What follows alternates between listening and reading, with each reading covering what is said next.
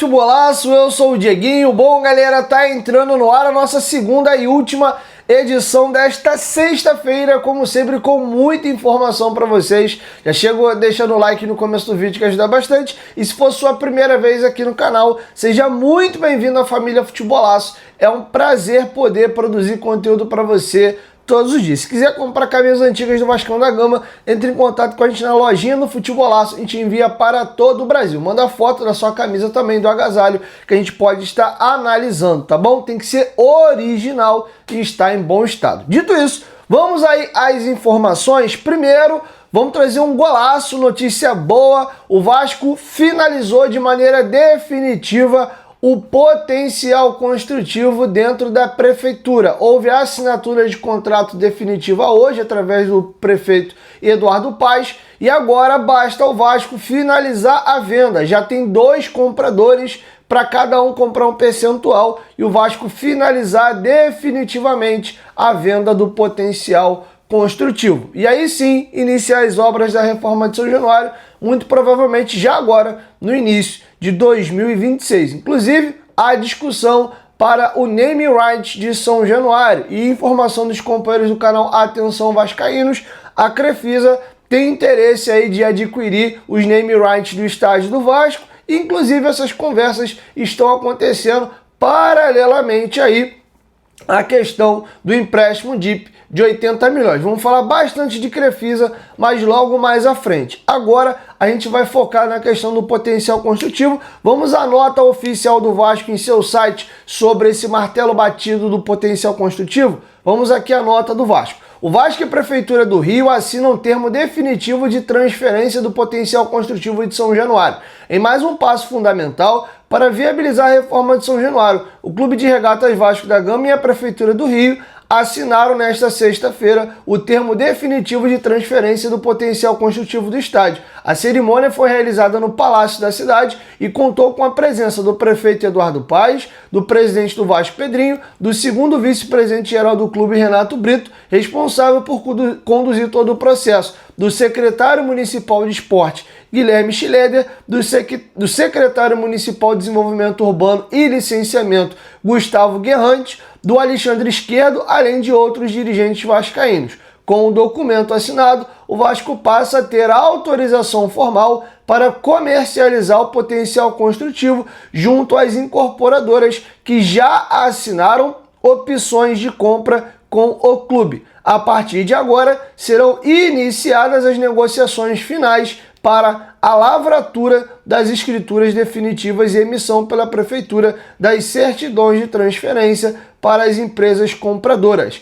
Aspas aqui para o presidente Pedrinho. Agradeço ao prefeito Eduardo Paes, ao presidente da Câmara de Vereadores Carlos Caiado, ao Alexandre Esquerdo, todo o trabalho e a dedicação durante esse período para que pudéssemos finalmente ter a assinatura definitiva do potencial construtivo finalizado hoje. É um marco na história do Vasco. Esperamos o mais rapidamente possível dar início às obras e realizar o sonho dos torcedores vascaínos. E aí, para finalizar, a formalização desta etapa permite ao Vasco iniciar a fase de estruturação financeira da obra. Com os recursos provenientes da venda do potencial construtivo, o clube poderá viabilizar a execução do projeto de reforma e modernização de São Januário. Então, mais uma vez, parabéns aí a todos os envolvidos, um golaço aí da atual diretoria do Vasco e está muito próximo realmente de iniciar as obras. Lembrando que o Vasco já tem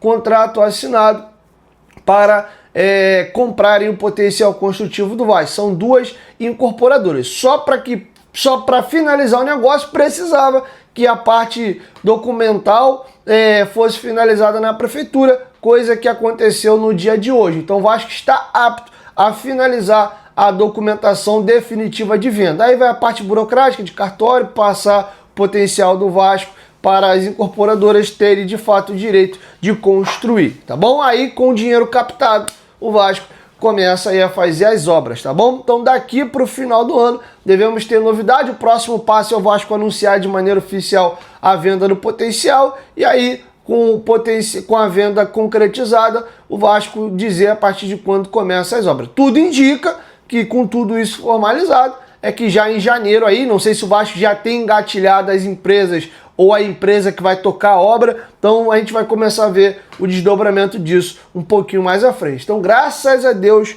mais uma notícia boa no Vasco e as coisas continuam caminhando para os gigantes da colina, beleza? Quero te ouvir, deixe a sua opinião aqui embaixo nos comentários sobre o que a gente discutiu nesse primeiro bloco. E agora, galera, vamos para o segundo bloco, e dentro desse segundo bloco eu vou dividir em 3 partes aqui. Olha, o assunto da possível compra da Crefisa junto à SAF do Vasco está tendo muito barulho e muita repercussão na grande imprensa. E para minha curiosidade, e acredito que para a sua também, a UOL Esporte debateu isso o dia inteiro. Só para vocês terem uma ideia, 3 programas diferentes da casa debateram a situação. Primeiro, o tema foi assunto no programa Posse de Bola. O debate aconteceu entre o Trajano, o Juca Kfouri e o Danilo Lavieri, que foi inclusive um dos debatedores que eu trouxe para vocês no vídeo anterior. Depois, o programa Finanças do Esporte, onde tem na bancada ali o Rodrigo Matos, o PVC, e me fugiu agora o apresentador da bancada. E para finalizar, dentro do De Primeira, eles trouxeram ali um advogado e colunista da UOL Esporte, né, que entende de negócios do esporte, para dar o parecer dele sobre toda a situação. Então, 3 programas diferentes da casa, o Posse de Bola, o Finanças do Esporte e o De Primeira, debateram essa situação. No primeiro bloco agora, eu vou trazer para vocês o trecho aí do programa Posse de Bola, que já abre com uma provocação ali do Juca Kfouri, dizendo que a Leila Pereira está se desligando do Palmeiras para poder assumir o Vasco. E tem uma aspas forte do Juca Kfouri que é a seguinte: ela deixa de ser presidente do Palmeiras para ser a dona do Vasco. Vamos ver se isso vai se confirmar ou não, mas tem essa aspas forte aí do Juca Kfouri. Com vocês, o primeiro bloco aqui desses 3 que eu vou trazer para vocês aí do Posse de Bola da UOL. Confere aí. Vai perder a Palmeiras a rodada? Né? O presidente está indo pro Vasco, mas tudo bem. A gente pode falar disso, que é um negócio de maluco. Como ela gosta de um conflito, é um negócio... Mas vai entrar na pauta sim. Tava na cara. Tá tranquilo, tem um conflito. Vamos explicar melhor para quem está nos ouvindo? Sim, não, porque eu mesmo fiquei surpreendido. Imagino quem está nos ouvindo, a Leila vai pro Vasco. Explicar tintim por tintim. Acabou de fazer um empréstimo de 80 milhões pro Vasco. Não vai poder continuar presidindo o Palmeiras, é vascaína, e ela é muito previsível, muito previsível. Ela dizia que não queria ser candidata a presidente do Palmeiras enquanto fazia a gambiarra com Mustafa Contursi para poder ser candidata. Acabou sendo candidata, se elegeu, tentou mudar o estatuto para ter um 3º mandato, não conseguiu e magoou. No que magoou, como quer mostrar a gente palmeirense que ela salvou o Palmeiras, o que não é verdade. Quem salvou o Palmeiras tem nome e sobrenome: Paulo Nobre. Este é o nome e sobrenome de quem salvou o Palmeiras, o mecenas que emprestou dinheiro a juros irrisórios, pai para filho. De pai para filho. Ela quer provar que sem ela o Palmeiras volta para a Série B, como ela já disse em entrevista, eu não estou inventando nada, ela disse. Agora ela prepara o desembarque no Palmeiras e o embarque no Vasco, com a Crefisa. E ela poderá dizer, não tem conflito nenhum de interesse, a Crefisa não patrocina mais o Palmeiras, mas ela empresta o avião para o Vasco sem custo, o avião dela, ela faz o que ela bem entender, mas ela faz. E já faz um empréstimo de 80 milhões para o Vasco, com uma cláusula que isto abaterá de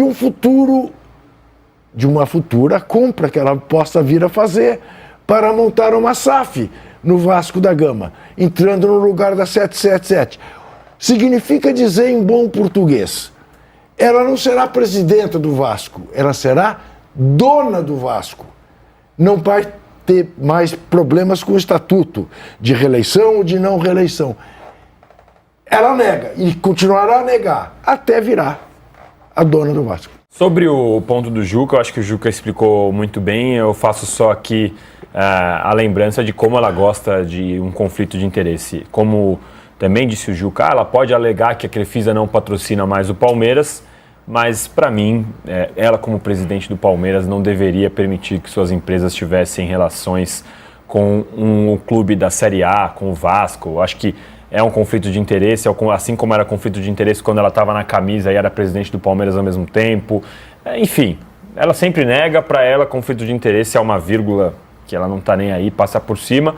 Eu discordo, eu acho que não deveria acontecer, mas que fique claro, não é ilegal. Não é ilegal, não. Mas nem tudo que é legal é moral, né? Então, é bom a gente ponderar. Eu não acho que seria bom se ela não fizesse isso, mas já fez. Nesse segundo bloco agora, nós vamos ver um programa bem específico da UOL, que eles só debatem assuntos financeiros. É um programa que o nome já diz, né? Finanças do Esporte, que eles debatem esse tipo de tópico. E o Rodrigo Matos, que é colunista dessa parte financeira, aparece muito lá, questão trabalhista, processo, penhora, ele debate e traz muito de maneira exclusiva às vezes essas informações, e o próprio PVC também vai aí dar os pitacos dele. O Rodrigo Matos vai destrinchar bastidores da negociação, trazendo a questão do contrato, parte financeira. O PVC vai complementar o vídeo anterior, ele vai falar, no primeiro vídeo que eu trouxe para vocês, ele fala, inclusive, quem não assistiu o vídeo anterior, volta para assistir o vídeo lá, que é importante para você não ficar perdido nesse aqui.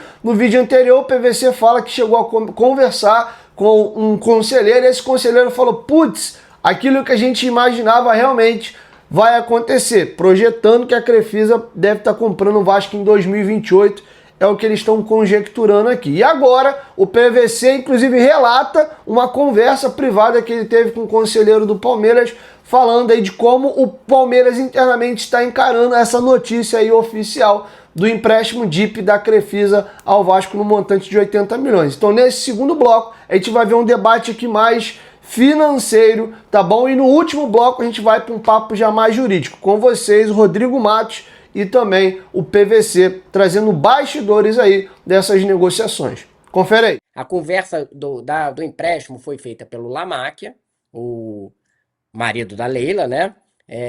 Ela não participou em nenhum momento, segundo os dirigentes do Vasco, né? Quem participou foi ele. Se você lembrar, um ano atrás, a gente já teve essa discussão de que ele chegou a negociar ali para ver se tinha alguma possibilidade de comprar a SAF do Vasco. Isso pode acontecer no futuro, porque o que acontece? Se o Vasco não pagar, esses 20% teriam que ser transferidos para a Crefisa, 20% das ações. Só que não seria, segundo o Vasco, numa avaliação pau a pau.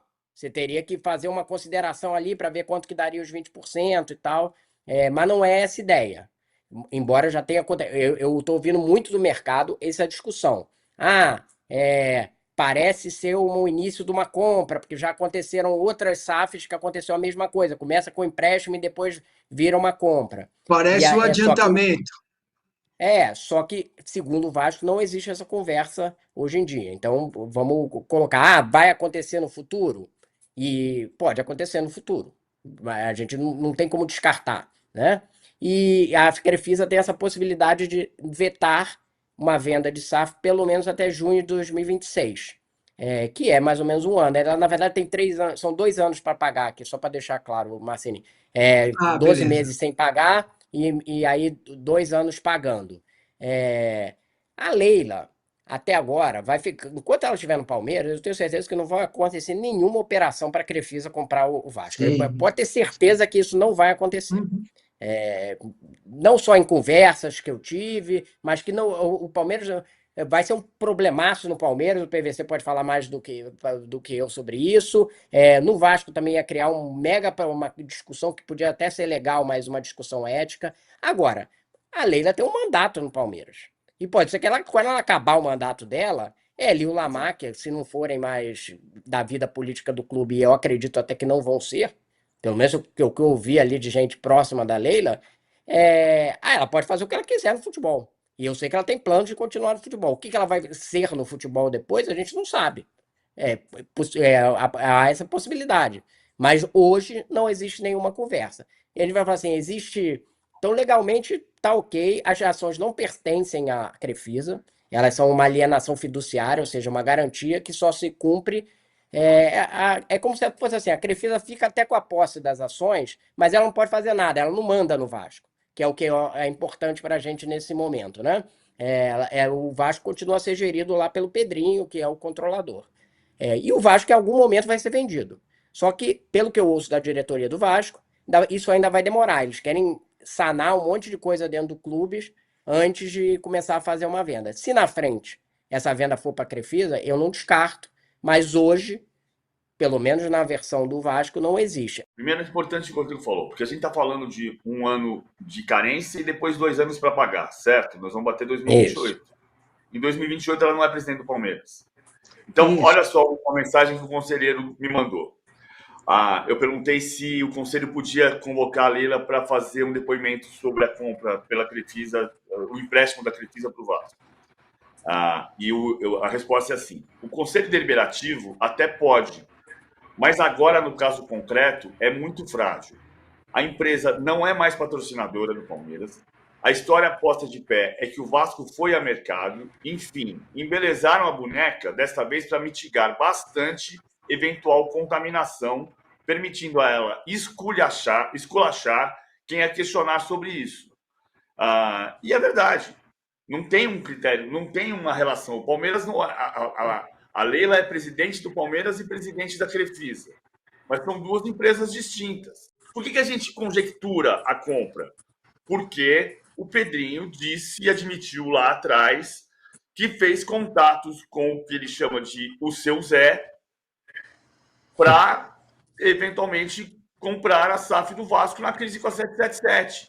E houve um estudo do Zé Roberto Lamáquia para comprar o Vasco pela Crefisa. E aí sim haveria um conflito de interesse. Em 2028, a Leila não vai ser mais presidente do Palmeiras.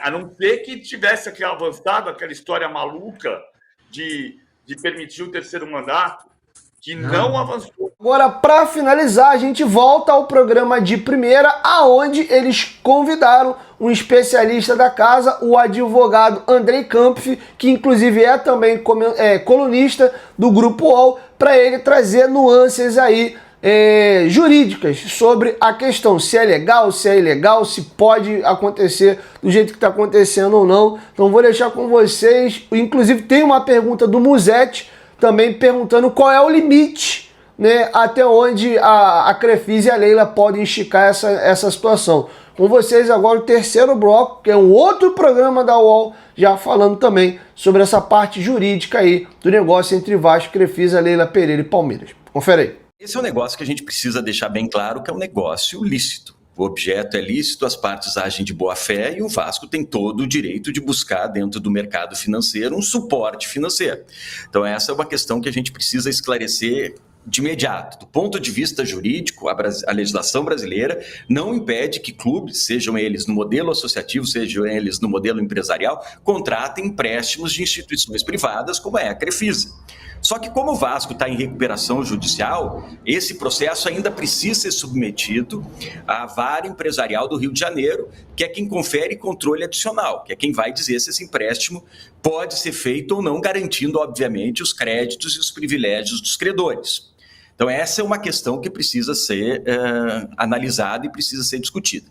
Do ponto de vista de conformidade, de autorregulação, começam a surgir uma série de interrogações a partir desse negócio. Uma delas é que o PVC traz. Obviamente que no momento em que a Crefisa tem um crédito com o Vasco da Gama e esse clube passa a ser vendido, ou existe a possibilidade de se vender o futebol desse clube, esse crédito pode ser usado no eventual negócio ali na frente. Inclusive com privilégio nessa negociação. Obviamente que a gente não tem acesso, eu não tive acesso ao contrato, o que está estabelecido. Eu estou falando de maneira geral. O negócio é lícito, esse crédito é possível. Obviamente, como o clube está em recuperação judicial, qualquer clube seria colocado para a vara empresarial admitir ou não esse empréstimo, autorizar ou não esse empréstimo. Tudo isso está sendo feito. Entrando o dinheiro e o Vasco não pagando, isso pode gerar um crédito para quem tem esse dinheiro. E se essa pessoa quiser comprar o clube, esse clube no modelo empresarial, ele pode, obviamente, cobrar. Então, essa é uma interrogação que nasce. Outra é de como ainda faltam regulações dentro do movimento privado do esporte para se proteger a integridade. É importante a gente destacar isso, Luísa, PVC, Por quê? Porque, obviamente, que aí tem um conflito de interesse que gera uma série de insinuações com relação à integridade do futebol. Isso foi feito no jogo, logo após do jogo Vasco contra Palmeiras, e não tem absolutamente nada a ver com o resultado, mas se surge e se levantam questões, porque essa notícia veio imediatamente após a vitória do Palmeiras sobre o Vasco. Como é que a presidente de um clube, que também é dona de uma empresa que empresta dinheiro para um concorrente. Será que não poderia o futebol criar regras internas, falando também em conflito de interesse, que impeçam esse tipo de negócio? Ou seja, eu quero assumir a presidência de um clube de futebol. O meu negócio na empresa, ou me afasto, então o meu negócio na empresa, eu não posso emprestar dinheiro para um clube concorrente. Poderia se criar, a Europa já está tratando disso. Isso mostra, mais um caso que mostra como a autorregulação no futebol ela é necessária. E não só para casos de multipropriedade de clubes, como a gente sabe. Um mesmo dono com 2 ou 3 clubes, e aí eles vão se enfrentar. Não é só a questão de se enfrentar no mesmo campeonato, que o futebol está atacando agora e está tentando se prevenir. É questão de transferência de atleta, é questão de transferência de ativo, tudo isso também precisa ser regulado. Só que é um movimento ainda incipiente dentro do futebol, mais avançado na Europa, no Brasil, começando agora com a discussão do fair play, mas que precisa ser trabalhado para proteger a integridade e evitar esse tipo de discurso, esse tipo de interrogação, Luísa. E como não tem essa autorregulação, o conflito de interesse existe, mas ele não é irregular. Qual que é a linha que a Leila e a Crefisa, enfim, não podem ultrapassar para que mesmo dentro do que a gente tem de leis e de limites, ela não cruze essa linha? Hoje, só a linha da moralidade. Legalmente não existe nenhum impeditivo para isso. A Leila poderia fazer uma avaliação dizendo o seguinte: eu, como presidente do Palmeiras, posso emprestar dinheiro para um clube rival do Palmeiras? Que tipo de prejuízo reputacional isso vai trazer para mim e vai trazer para o clube? Era uma questão que poderia ser lançada. Agora, objetivamente, não existe nenhum freio. Por isso que se está trabalhando dentro do futebol, e a Leila é uma incentivadora disso, para se criar mecanismos de proteção da integridade. Um deles é o fair play financeiro, que precisa criar regras justamente com relação a isso. Quem preside um clube de futebol pode assumir alguma empresa que patrocina eventos de futebol? Ou ele pode continuar como diretor executivo de uma empresa que financia eventos esportivos ou que patrocina clubes concorrentes, e aí dentro dessas regras privadas se coloca uma regra que impede esse tipo de negócio. Mas hoje não existe absolutamente nada. Esse negócio é válido ou não, é a vara empresarial do Rio de Janeiro. É a Justiça do Rio de Janeiro que vai dizer se, ok, o Vasco pode receber esse direito, garantindo, obviamente, o que os credores do Vasco têm de direito. Hoje, a questão central é assim, por que a gente está tratando da questão do Palmeiras? Do Palmeiras não, o Palmeiras não tem nada a ver com isso, né? Juridicamente, o Palmeiras não tem nada a ver com isso. A presidente do Palmeiras tem uma empresa. A empresa da presidente do Palmeiras é uma financeira que vive de emprestar dinheiro. E essa empresa da presidente do Palmeiras, que tem a Crefisa a presidente da Crefisa é a Leila, essa empresa emprestou dinheiro para o Vasco. Por que isso aqui está em jogo? Porque no ano passado houve toda a conversa admitida pelo presidente do Vasco, o Pedrinho, que disse que conversava muito proximamente com o seu Zé. O seu Zé é o José Roberto Lamáquia, dono da Crefisa e dono da Crefisa e marido da Leila Pereira. Então, veja que tem uma relação distante. A Leila é um indivíduo. José Roberto Lamáquia é outro indivíduo. José Roberto Lamáquia é o proprietário de uma empresa que é presidida pela esposa dele, Leila Pereira. A Leila Pereira é presidente do Palmeiras. A Crefisa empresta dinheiro para o Vasco. Ela comprou o Vasco? Não. Ela pode comprar? Ela pode ter um crédito de 20% das ações, que vai vencer quando? Em 2028. Em 2028, a Leila não é mais presidente do Palmeiras. Acho que o maior pecado, Andrei, é você ter ter se divulgado essa informação justamente no dia do jogo. Porque o conflito ético aqui, ele, neste momento, não existe. E em 2028 pode não existir, porque a Leila pode não ser mais presidente do Palmeiras, a Crefisa é uma empresa financeira que compra um clube de outro estado. E aí não tem conflito mais nenhum.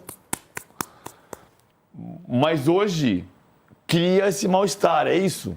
Bom, galera, para finalizar, a minha opinião eu deixei até de uma maneira mais extensa, foram mais ou menos 12 minutos que eu falei no vídeo anterior sobre o que eu acho da situação, se pode rolar, se não pode. É muito prematuro toda a situação, mas como eu falei, como tem uma audiência da gente que me assiste sempre aqui, também não vou ficar repetindo a mesma opinião o tempo todo, mas trazendo uma outra opinião que eu não comentei no vídeo anterior, a gente está vendo o negócio ganhar corpo. O empréstimo DIP, recurso incentivado entrando, agora o interesse em adquirir também os name rights do estádio. Então a Crefisa vai se posicionando dentro de áreas diversas dentro do Vasco. Pensando com a cabeça do presidente Pedrinho e também da cabeça da Crefisa, eu acho que para eles seria muito confortável a situação desta maneira. A Leila, a partir de 2028, está livre, né? A Crefisa já está livre, porque ela já não patrocina mais o Palmeiras, mas para acabar esse zoom definitivo, a partir de 28, a Leila está livre. O Pedrinho, até o fim do ano que vem, é presidente do Vasco. O Vasco, daqui para o ano que vem, se tudo correr bem, o Vasco já vai ter aprovado a recuperação judicial. O Pedrinho vai fazer todo esse processo agora de iniciar as obras do estádio, de também acertar a recuperação judicial. Em paralelo, a disputa judicial entre Vasco e a 777 vai sendo conduzida. A própria 777 não tem interesse em adquirir o Vasco. Com isso, a Crefisa pode sim ganhar tempo, ganhar fôlego, tendo uma ótima relação com o presidente Pedrinho. O Pedrinho também, que tem um desejo de reformular, de reestruturar e de organizar a casa para vender sim numa condição mais favorável ao Vasco e dentro de alguém que ele julga ser confiável com expertise para tocar o negócio. Eventualmente o Pedrinho sendo reeleito no ano que vem, e a Leila terá aí mais um ano de mandato em 27, o Pedrinho seria reeleito, vamos colocar assim, no último ano ali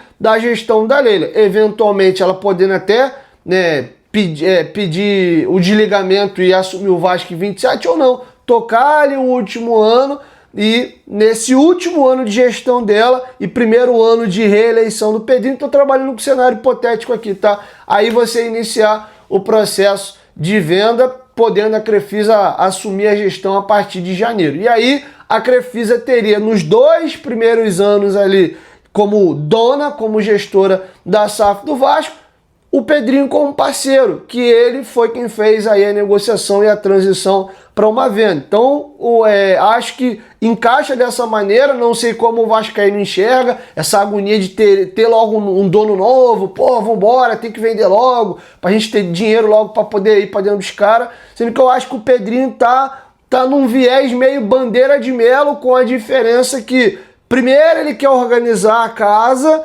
fazer com as próprias pernas algumas questões, e aí depois de organizar a casa, aí sim fazer a venda. É um pouco da diferença do Bandeira, né? Que o Flamengo não houve a venda, mas primeiro eles organizaram a casa, para aí depois paulatinamente investindo ali dentro investindo em contratações, né? Porque investimento em estrutura o Flamengo foi fazendo paulatinamente concomitantemente junto aí com o pagamento das dívidas. Então tô pintando um cenário aqui hipotético. Quem tá cravando que a Leila vai ser dona da SAF do Vasco é o Juca Kfouri. Eu não falei isso aqui hora alguma, mas a gente sabe que a relação ali entre o Lamarck e o Pedrinho é excelente. A Leila nega, mas o próprio Kfouri confirmou. E de fato, a Leila é carioca, ela é aqui do Rio de Janeiro, ela foi para São Paulo quando se relacionou com o Lamarck, casaram, e ela mudou para São Paulo, mas ela, se eu não me engano, inclusive é de Cabo Frio, e de infância e de criança ela é vascaína, ainda que ela negue, não, nunca fui Vasco, sou Palmeiras, não sei o que, mas óbvio também ela, como presidente do Palmeiras, patrocinadora, querendo manter uma boa relação lá, então ela evita revelar essa questão, mas na boca miúda, como o próprio Kfouri está falando aí, a imprensa paulista principalmente tem essa informação de que de fato ele é vascaíno de infância. Vamos aguardar a cena dos próximos capítulos, não estou cravando nada aqui, só estou trazendo, olha como está pesado e está forte esse assunto lá em São Paulo, há uma grande incomodação por parte dos palmeirenses, a Leila de fato tentou mudar o estatuto para que se pudesse ter 3 mandatos consecutivos ela não conseguiu. Então, de fato, 2027 é fim da linha. Então a Leila só tem mais, esse ano está acabando, mais 2 anos aí de Palmeiras. Passou isso, ela está livre, lembrando que tudo indica que ela tem interesse. Um detalhe curioso que faltou citar na equação, a Leila ela tem uma postura muito firme e de muito enfrentamento contra o Flamengo, então não sei nem até que ponto, e ela já rivaliza com o Flamengo, sendo que estando lá em São Paulo, então não sei até que ponto ela também não teria um gostinho, um prazer de peitar, de ir para dentro do Flamengo, mas agora dona de um clube e de fato no mesmo estado mesmo, é rival mesmo ali, institucional, né, a coisa mesmo ali estadual. E com um detalhe, se a gente parar para analisar friamente, o Vasco e o Palmeiras são um pouco parecidos, né? Os clubes de maior torcida e no Rio e em São Paulo são Corinthians e Flamengo. Ela acabou em São Paulo pegando, segundo as pesquisas, o clube de terceira torcida, né? Porque segundo as pesquisas o São Paulo tem mais torcida que o Palmeiras, segundo as pesquisas, vem crescendo seu número de torcedores e hoje está meio com um empate técnico ali entre Palmeiras e São Paulo. Mas trocando em miúdos, o que eu queria dizer é que ela faz tudo isso assumindo um clube que não seria, na teoria, o top 1 do estádio. Top 1 do estado, seria o Corinthians, né, em termos de torcida, etc. Apesar que em títulos, para mim, o top 1 era o São Paulo. O Palmeiras vem capinando aí para encostar. O São Paulo pesa muito a seu favor as 3 Libertadores e principalmente os 3 mundiais.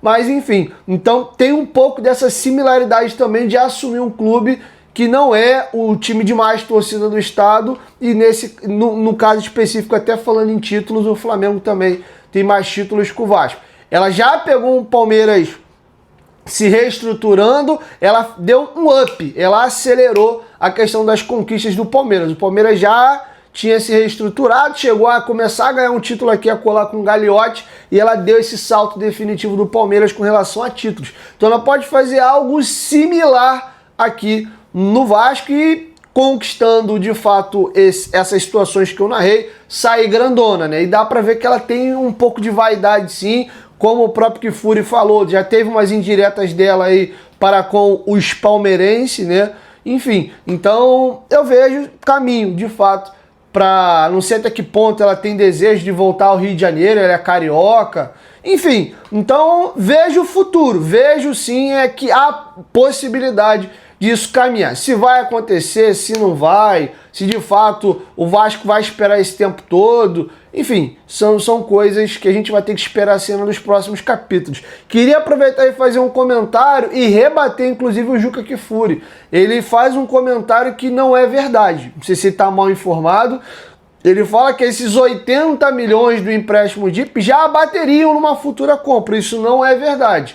O Vasco está pegando o empréstimo e a garantia, já que o Vasco está em recuperação judicial, inclusive com uma intervenção, com uma administração, me fugiu, AJ, administração, me fugiu o nome agora, o termo é AJ, tá me fugindo o que significa o J, mas é uma administração aí da justiça. O Vasco, para poder pegar esse empréstimo entrando numa recuperação judicial, tem que ser no modelo DIP. E aí o que o Vasco tem para dar de garantia nesse momento são as ações. Lembrando que 80 milhões não equivalem 20% das ações do Vasco, tá? Eventualmente o Vasco não pagando, não honrando empréstimo, fica-se como garantia os 20% das ações, mas o proporcional dessas ações. Primeiro tem que refazer a valuation do Vasco, quanto vale a SAF do Vasco hoje e quanto que valeriam esses 20%. Tá? Então, eventualmente, esses 80 milhões podem equivaler aí a 8, 10% das ações do Vasco, tá? E não 80 milhões valendo 20%. Lembrando também que esses 80 milhões eles são acrescidos de juros, né, de correção monetária, então o valor não fica em 80, esse valor sobe, ele passa de 80. 80 é o que o Vasco está recebendo. Tá bom? Então, eu espero que o vídeo tenha ficado explicativo, ficou um pouquinho extenso, mas procurei tomar o máximo de cuidado e fazer o vídeo com muito carinho. Se você gostou do vídeo, se foi bacana para você, deixa o like, é a forma deu saber que o conteúdo ficou legal para vocês e o YouTube também entender que, pô, o vídeo foi bacana e te acrescentou. Se você quiser deixar o dislike também não tem problema, pode deixar o dislike para ajudar no nosso engajamento. Deixa a sua opinião aqui embaixo nos comentários, beleza? Ó, beijo no coração de vocês, saudações vascaínas e até a nossa próxima edição. Tamo junto.